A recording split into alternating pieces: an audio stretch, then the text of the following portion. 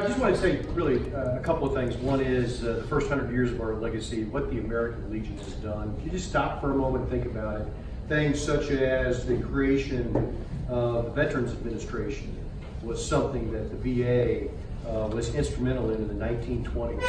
Our own past national commander from Topeka, Harry Coleman, was instrumental in drafting the GI Bill of Rights that was passed post-World War II that raised the standard of living for an entire generation. And the American Legion has taken the lead on such things as Agent Orange and fighting for veterans and getting service-connected disability for that defoliant that was obviously used in Vietnam. And so the American Legion has really taken the lead with regard to these things. In our first 100 years, we're turning a new page, a new century. We have new challenges. One of those challenges that's really at the forefront is our largest growing demographic in the military, and that's women. And healthcare for women, the VA at this point needs some assistance in planning for women's health. And if you go to the VA, you're a woman, they don't have the same services you might have at another hospital. And so that's really taken some effort at the national level. And I just came back from Washington Conference and meeting with members of Congress. And there's two things I really want to tell you. First, there is a bill before Congress right now, it's Senate Bill 504. It's going to be also introduced on the House side of Congress.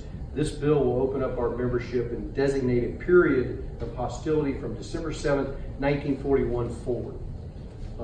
As you know, in the Legion, the Auxiliary, and the Sons, we are congressionally chartered. We have specific periods which you have to have served in the military in order to be eligible. And the Auxiliary derives their eligibility, and the Sons, both from those periods of service. And there are approximately 1,600 people that have perished outside those periods of service that have been mandated by Congress. And so part of this is to honor those 1,600 people that have died in service to our country at times other than those periods designated as wartime.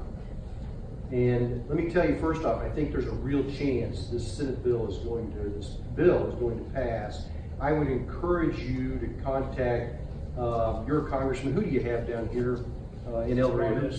Ron Estes. He's probably going to support it, but contact his office and just ask him to co-sponsor the bill. Co-sponsoring is important. It's more than just voting for the bill.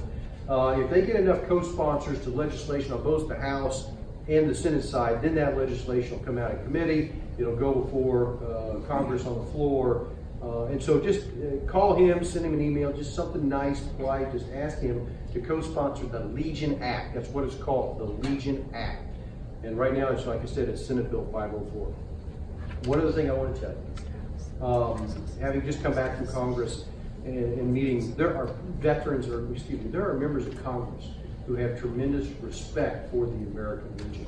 And so if you have a friend that's not a member, that's a veteran that's not a member of this organization, an auxiliary member who's eligible, or a son who may be eligible, talk to them, because let me tell you something.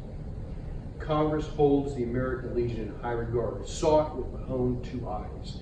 They look to the American Legion to hold the Veterans Administration accountable.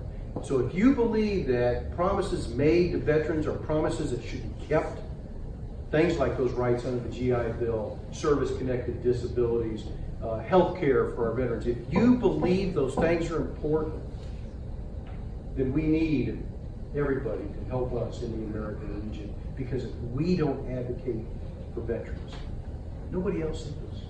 Nobody else is going to advocate for veterans if we don't. And Congress is looking to us, and they want to be held accountable, just like the VA. And so we need everybody on board with the American Legion, the Auxiliary, and the SAL. And if you ever have anybody that says, well, why should I belong? That's why you should belong. That's why you should belong.